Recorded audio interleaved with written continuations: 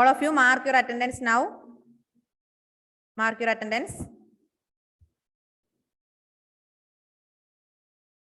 Ijaz, Anne Maria and Shreya. Okay. Then Shreya, today's history class. Okay. Third lesson, ruling the countryside. The company becomes Diwan. On 12th August 1765, the Mughal emperor appointed the East India Company as the Diwan of Bengal. The actual event most probably took place in Robert's Clive tent. A few Englishmen and Indians as witness. But in the painting above, the event shown as a majestic occasion taking place in a grand settings. The painter was commissioned by Clive to record the memorable events in Clive's life. The grant of Diwani clearly was one such event in British imagination. Robert Clive, we have heard about Robert Clive. On 12th August 1765, Mughal emperor appointed East India Company as a Diwan of Bengal. 1765 August 12 East India Company, Mughal emperor appointed East India Company as Diwan of Bengal. East India Company ne Diwan of Bengal ayi appointed Mughal emperor appointed. The actual event probably took place in Robert's Clive. This Robert Clive in the tent with a few Englishmen and Indian as witness. Englishmen, Indians, English Mughal emperor appointed East India Company as Diwan of Bengal. East India Company Diwan of Bengal appointed. As Diwan, the company became the chief financial administrator of the territory under its control. Now it had to think of administering the land and organizing its revenue resources. This had to be done in a way that could yield enough revenue to meet the growing expenses of the company. A trading company had also to ensure that it could buy the products it needed and sell what it wanted. As Diwan, the company became the chief financial administrator of the territory under its control. Diwan, the company became chief financial administrator. East India Company chief financial administrator under the control. Now it had to think of administering the land and organizing revenue resources. East India Company. East India Company appointed as the Diwan of Bengal. Then, as Diwan, the company became the chief financial administration. The company Diwan and East India Company financial administrator. They thought about administering of the land and organizing revenue. Revenue administering East India Company power East India Company. Then this had to be done in a way that could yield enough revenue to meet growing expenses of the company. A trading company had also ensured that it could buy the products if needed and sell it wanted. Revenue collect. Yes. Over the years, the company also learned that it had no move with some caution. Being an alien power, it needed to pacify those who in the past had ruled the countryside and enjoyed authority and prestige. Those who had held local power had to be enrolled, but they could not be entirely eliminated. How was this to be done? In this chapter, we will see how the company came to colonize the countryside, organize revenue resources, refine the rights of the people, and produce the crops it wanted. East India Company East India Company Diwan of Bengal I select power administering power goes to East India Company. East India Company power. Then they thought about administering the land and collection of revenue, etc. They changed the society. They changed the society then they use the people to money. അവർ ജനങ്ങളെ use ചെയ്യാൻ തുടങ്ങി. അതായത് revenue ആയിട്ടും ലാൻഡിനെ administer ചെയ്തിട്ടൊക്കെ ജനങ്ങളെ എന്ത് ചെയ്യാൻ തുടങ്ങി, ഉപയോഗപ്പെടുത്താൻ തുടങ്ങി. ഇനി ഹൗ വാസ് ദിസ് ഡൺ നോക്കാം. Revenue for the company. ഒന്നാമത്തത് revenue for the company. The company had become Diwan, but it still saw itself primarily as a trader. It wanted a large revenue land revenue income, but was unwilling to set up any regular system of assessment and collection. The effort was to increase the revenue as much as it could and buy fine cotton and silk cloth as cheaply as possible. Within 5 years, the value of goods bought by the company in Bengal doubled. Before 1865, the company had purchased goods in India by importing gold and silver from Britain. Now, the revenue collected in Bengal could finance the purchase of goods for export. അങ്ങനെ 1765 August 12-നാണ് Mughal emperor appointed East India company as a Diwan of Bengal. അല്ലെ, the company had become the divan. It still saw itself primarily as a trader. എന്താ ആദ്യം എന്തായിരുന്നു, ഒരു trader ആയിരുന്നു അല്ലെ. അതായത് ഇന്ത്യയിലുള്ള സാധനങ്ങളൊക്കെ purchase, fine cotton and silk purchased from India and exported to Britain അല്ലെ.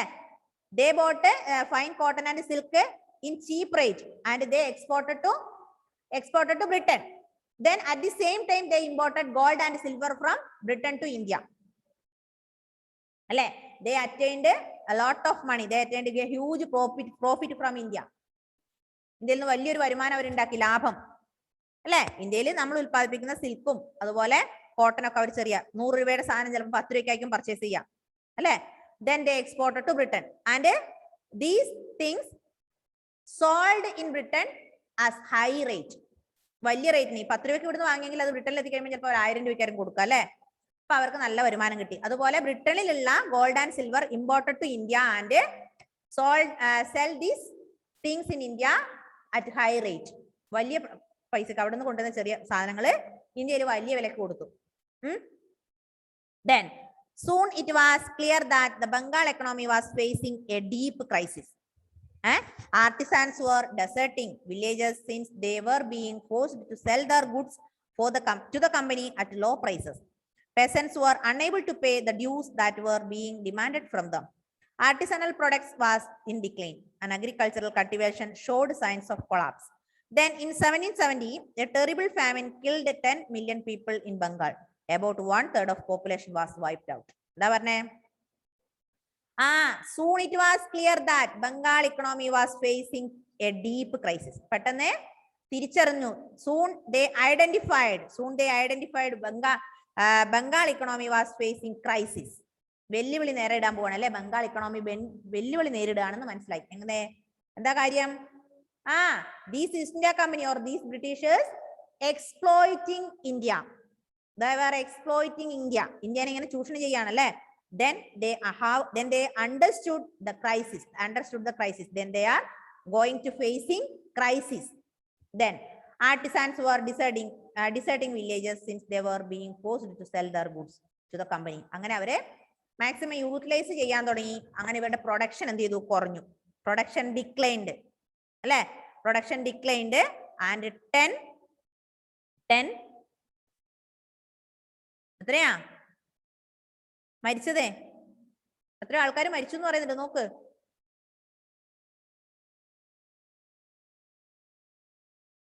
About 1/3 of the population അല്ലെ.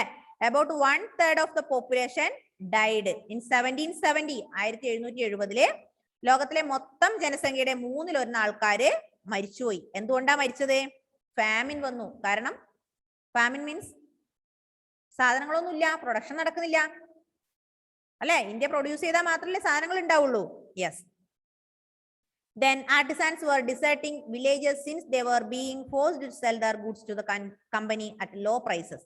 Peasants were unable to pay the dues that were being demanded from them.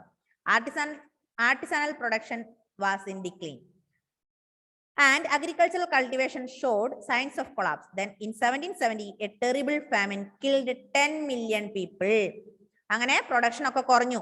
ഇവര് മനസ്സിലായി, they are identified, they are going to declining, they are going to crisis, facing crisis. Then എന്ത് വന്നു? Famine, ഒരു ക്ഷാമം വന്നു. എപ്പം?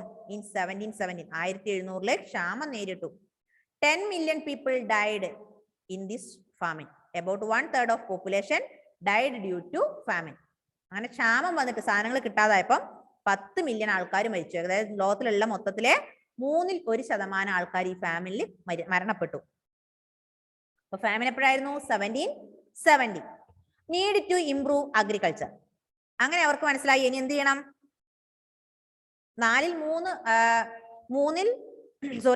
മൂന്നിൽ ഒരു ഭാഗം ആൾക്കാർ അല്ലെ മരണപ്പെട്ടു. 300 ഉണ്ടെങ്കിൽ 100 ആൾക്കാർ മരിച്ചു, അല്ലെങ്കിൽ 3000 ഉണ്ടെങ്കിൽ 1000 ആൾക്കാർ മരിച്ചു പോയി അല്ലെ. അപ്പൊ അവർ they identified, they want to produce more things, they want to improve their agriculture അല്ലെ. if they cannot produce more things, most of the people will be died. മനസ്സിലായോ? അവർക്ക് മനസ്സിലായി ഫാമിൻ വന്നു. 1770 ഫാമിൻ വന്നു, കുറെ ആൾക്കാർ മരിച്ചു, ഭക്ഷണം കിട്ടാതെ മരിച്ചു. ഇനി എന്ത് ചെയ്യും? ഇനിയും നമ്മളുടെ അഗ്രികൾച്ചറിൽ വ്യത്യാസം വന്നില്ല എങ്കിൽ ബാക്കിയുള്ള ആൾക്കാരും കൂടെ മരിക്കും എന്നുള്ള ബോധം അവർക്ക് വന്നു. അപ്പൊ അവരെന്ത് ചെയ്തു?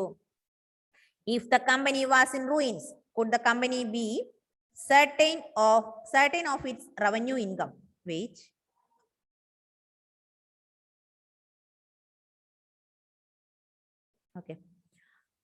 revenue income. Most company officials began to feel the investment in land had to be encouraged and agriculture had to be improved.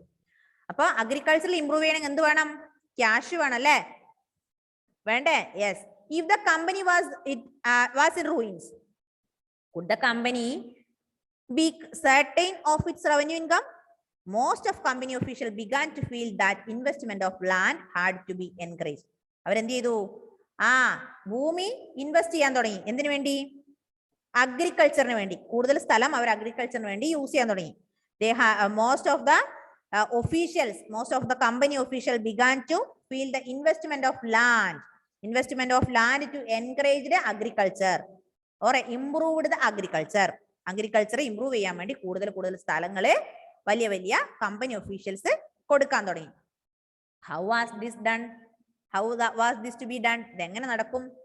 After 2 decades of debate of the question, the company finally introduced the permanent settlement in 1793. Underline permanent settlement in 1793.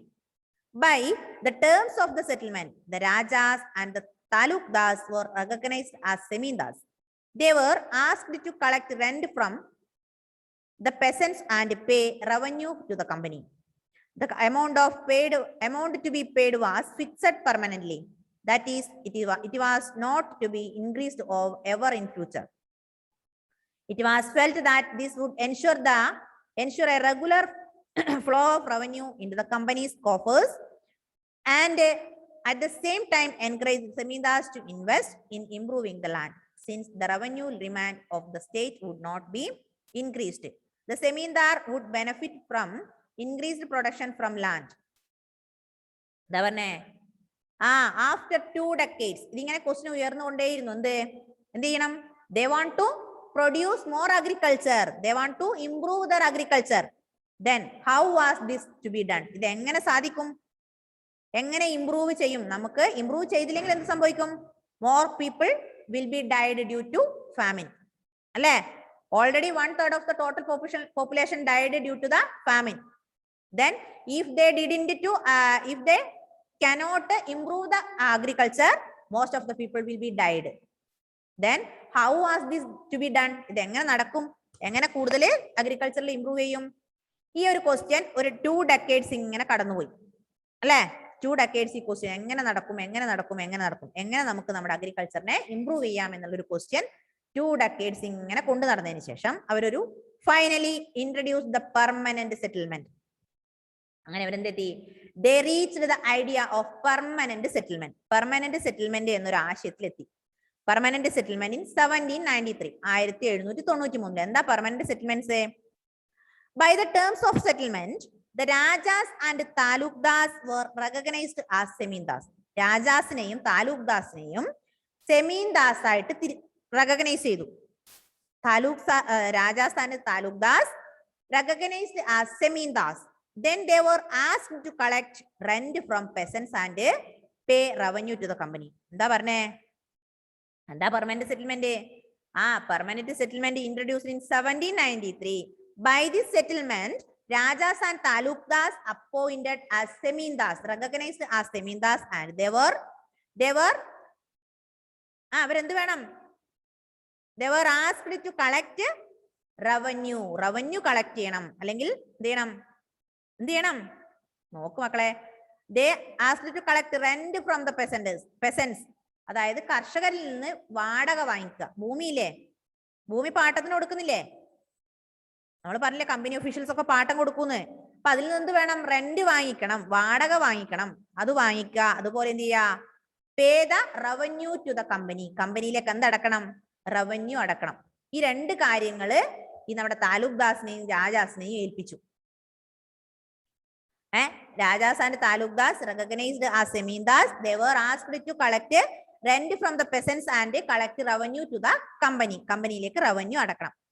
അവിടെ ഒരു ഇതുണ്ട്, എന്താ അറിയോ? The amount to be paid was fixed permanently.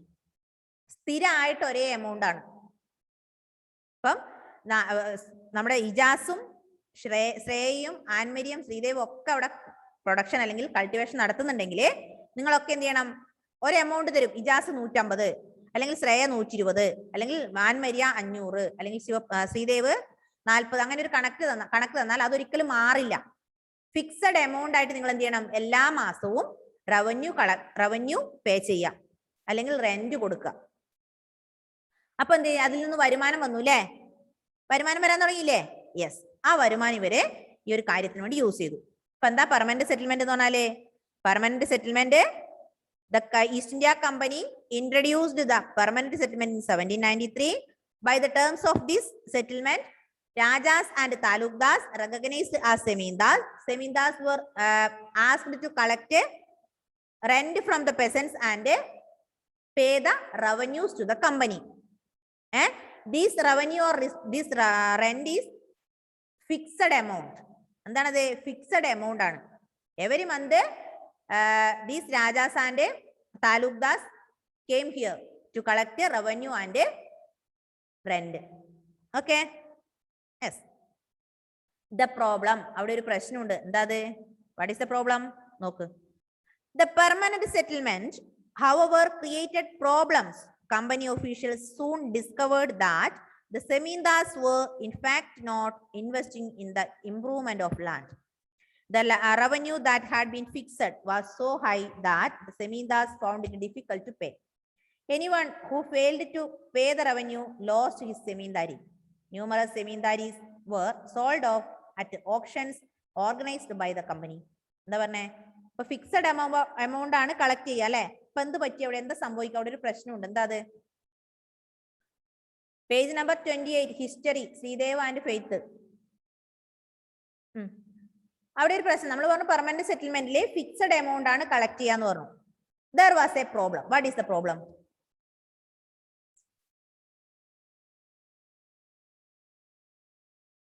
എന്താ പ്രശ്നം? നോക്ക്. Semeendas were in fact not investing in the improvement of land. ലാൻഡിൽ എന്തെങ്കിലും improvement സംഭവിക്കുന്നുണ്ടോ? ഇല്ല. നമ്മൾ പക്ഷെ ലാൻഡിന് ഒരിക്കലും ഇംപ്രൂവ്മെന്റ് സംഭവിക്കുന്നില്ല. നമ്മൾ കൊടുക്കുന്ന എമൗണ്ട് എപ്പോഴും കഴിഞ്ഞ വർഷം കൊടുത്തതിന് ഈ വർഷം കൊടുക്കണം അല്ലെ? The revenue that had been fixed so high that the Semeendas found it too difficult to pay. അതായത് കഴിഞ്ഞ വർഷം നമ്മൾ പേ ചെയ്ത എത്രയാണോ അത് ഈ വർഷവും പേ ചെയ്യണം. പക്ഷെ നമ്മുടെ മണ്ണിന്റെ ക്വാളിറ്റി ഒക്കെ കുറയുമ്പോൾ കഴിഞ്ഞ വർഷം ചെയ്ത അല്ലെങ്കിൽ പ്രൊഡക്റ്റ് കൾട്ടിവേറ്റ് ചെയ്ത അത്രയും പ്രൊഡക്ഷൻ അടുത്ത വർഷം നടക്കണമെന്നുണ്ടോ? ഇല്ല. ഉണ്ടോ? അപ്പൊ കഴിഞ്ഞ വർഷം നമ്മൾ 100 കിലോ അല്ലെങ്കിൽ 1 ക്വിന്റൽ ഗോതമ്പ് കൾട്ടിവേറ്റ് ചെയ്തെങ്കിൽ ഈ വർഷം നമുക്ക് 100 കിട്ടണമെന്നുണ്ടോ? ഇല്ല. ചിലപ്പോൾ 75 ആവാം. പക്ഷെ നിങ്ങൾ കഴിഞ്ഞ വർഷം 1000 പേ ചെയ്തെങ്കിൽ ഈ വർഷം എന്ത് ചെയ്യണം? 1000 തന്നെ പേ ചെയ്യണം. പേ ചെയ്യേണ്ട എമൗണ്ടിൽ വ്യത്യാസം ഉണ്ടോ? ഇല്ല. Then Semeendas identified fixed amount is very high. Fixed amount is very high. ഇത് വലിയ ഒരു തുകയാണെന്ന് അവർക്ക് മനസ്സിലായി. Then if anybody didn't the amount, lost their സെമീന്ദാരി. ഇനി അഥവാ ഇവരിത് അടച്ചില്ലെങ്കിൽ എന്താ സംഭവിക്കുക? ഇപ്പൊ ഇജാസ് നമ്മൾ പറഞ്ഞു ഇതിൽ പങ്കെടുത്തു, ഇജാസിന് ഈ വർഷം അതിന്റെ എമൗണ്ട് പേ ചെയ്യാൻ പറ്റിയില്ലെങ്കിൽ ഇജാസിന് പിന്നെ അവിടെ കൃഷി നടത്താൻ പറ്റുമോ? ഇജാസിന്റെ സെമീന്ദാരി അവിടെ നഷ്ടപ്പെടും.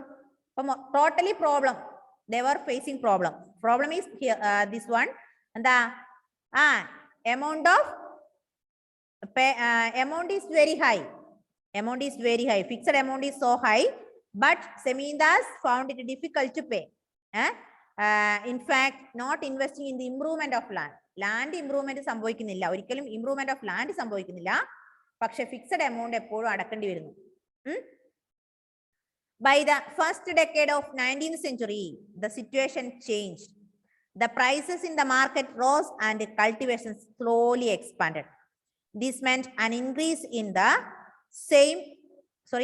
the income of the Semindars, but no gain for the company, since it could not increase a revenue demand that had been fixed permanently. By the first decade of the 19th century, the situation changed. Situation മാറിയല്ലേ? By the first decade of 19th century, situation changed. The prices in the market rose and cultivation slowly expanded. അതായത് മാർക്കറ്റിലെ സാധനങ്ങളുടെ വില കൂടി. By the first decade of 19th century, situation changed. By the first decade of 19th century, prices in the market increased. Cultivation slowly expanded. സാധനങ്ങളുടെ വില കൂടുമ്പോൾ, അതായത് 10 രൂപയുള്ള ഗോതമ്പിന് 20 രൂപയാകുമ്പോൾ എന്ത് ചെയ്യും? നമ്മൾ കൂടുതൽ കൾട്ടിവേഷൻ നടത്തും അല്ലേ? അങ്ങനെയല്ലേ?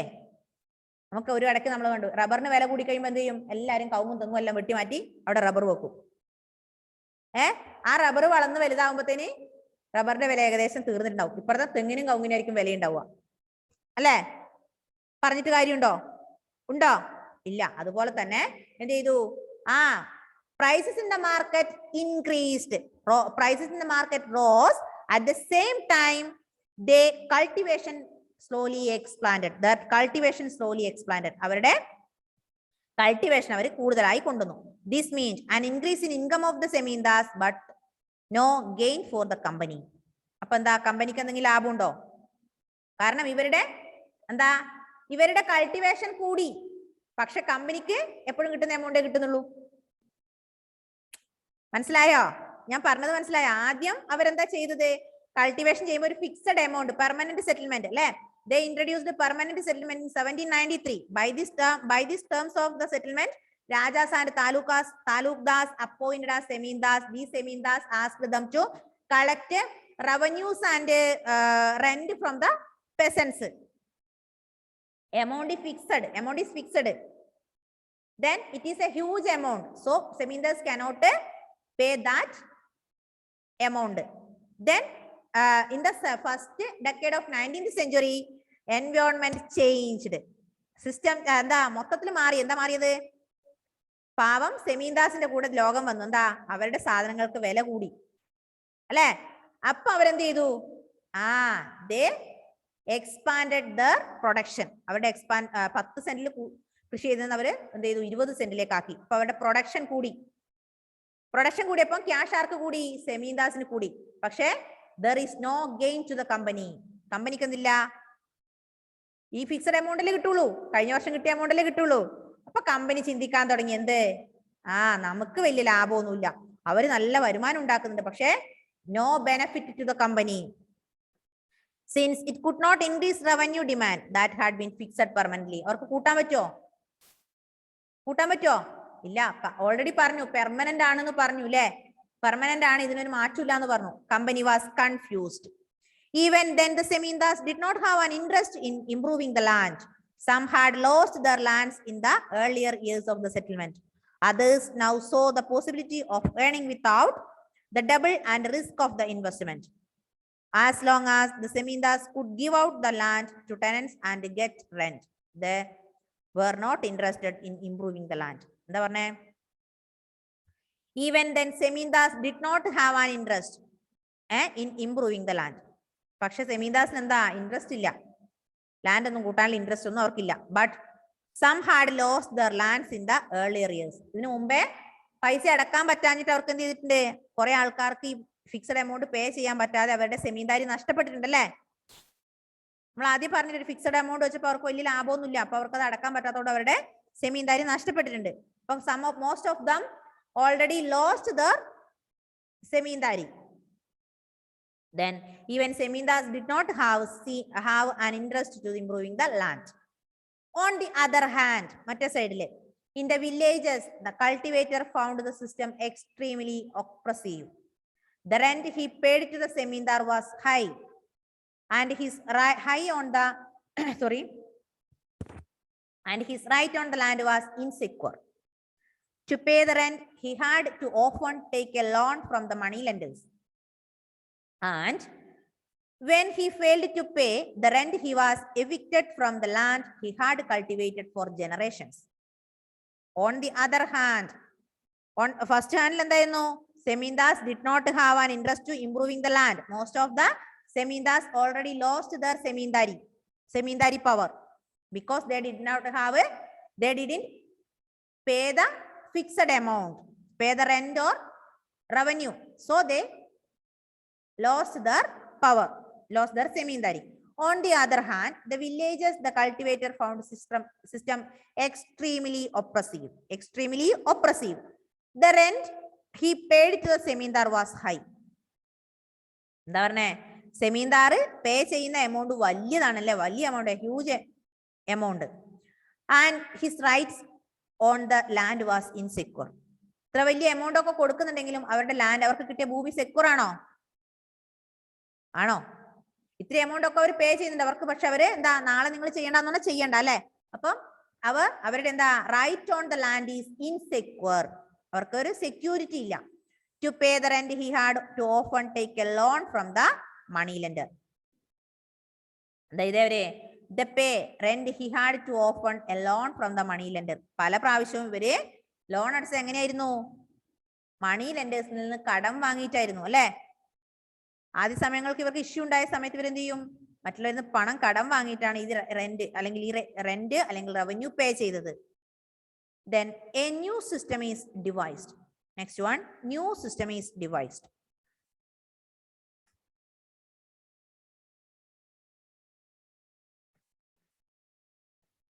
Listen. By the early 19th century, many of the company officials were convinced that the system of revenue had to be changed again. How could revenue be fixed permanently at a time when the company needed more money to meet its expenses of administration and trade? ആദ്യം company പറഞ്ഞ എന്താ? Permanent settlement. They adopted permanent settlement in 1793. അല്ലേ? Talukdars and rajas adopted as recognized as Semindars. They asked them to collect revenue and rent. പക്ഷേ അങ്ങനെ പറഞ്ഞ company എന്ത് ചെയ്തു? പുതിയ സിസ്റ്റം കൊണ്ടുവന്നു. ഫിക്സഡ് എമൗണ്ട് ആണ്, ഇനി നമ്മൾ ഇതിൽ കൂട്ടില്ല എന്നൊക്കെ പറഞ്ഞ ആൾക്കാര് എന്ത് ചെയ്യാൻ തുടങ്ങി? വാക്ക് തെറ്റിക്കാൻ തുടങ്ങി. A new system is devised. By the early 19th century, many of the company officials were convinced that system of revenue had to be changed again. How could revenue be fixed permanently at a time when the company needed more money to meet the expenses of administration and trade? എന്താ പറഞ്ഞേ? ഇങ്ങനെ fixed ആക്കാനൊന്നും പറ്റില്ല. കമ്പനിക്ക് എന്തുണ്ട്? ആവശ്യങ്ങൾ കൂടുതലുണ്ട് അല്ലേ? നിങ്ങൾക്ക് നിങ്ങളുടെ സാധനങ്ങളുടെ വിലയൊക്കെ കൂടി, നിങ്ങളുടെ എന്താ പറയാ ലാൻഡിൽ കൾട്ടിവേഷൻ എക്സ്പാൻഡ് ചെയ്തു, നിങ്ങൾക്ക് കൂടുതൽ പണം കിട്ടുന്നുണ്ട്. പക്ഷെ കമ്പനിക്ക് ചെലവ് കൂടുതലാ. Company needed more money. So our system is changed. They wanted to change their system. അവരുടെ സിസ്റ്റം അവർ മാറ്റാൻ ന്യൂ സിസ്റ്റം ഈസ് ഡിവൈസ്ഡ്. പുതിയ സിസ്റ്റം കൊണ്ടുവന്നു. അപ്പൊ അവരുടെ കമ്പനി എന്ത് ചെയ്തു? വാക്ക് മാറ്റി എന്നർത്ഥം അല്ലേ ഷോണേ? Yes. In the northwestern provinces of the Bengal Presidency, most of this area is now in Uttar Pradesh. An Englishman called Holt Mackenzie devised the new system which came into effect in 1822. He felt that the village was an important social institution in North Indian society and needed to be preserved. Under his directions, Collectors went from village to village, inspecting land, measuring the fields, and recording the customs and rights of different groups. The estimated revenue of each plot within a village was added up to calculate the revenue that each village or each mahal had to pay. This demand was to be revised periodically, not permanently fixed. The charge of collecting the revenue and paying it to the company was given to the village headman rather than the zemindar. This system came to be known as Mahalwari settlement. Mahalwari settlement. Mahal nonale. Mahal nala in British revenue records. In British revenue records, Mahal is a revenue estate which may be a village or a group of people. And the Mahal nonale revenue records anale. Revenue records ആണ് മഹൽ എന്ന് പറയാം. നോക്ക് ഇവിടെ in the northwest ഒരു minute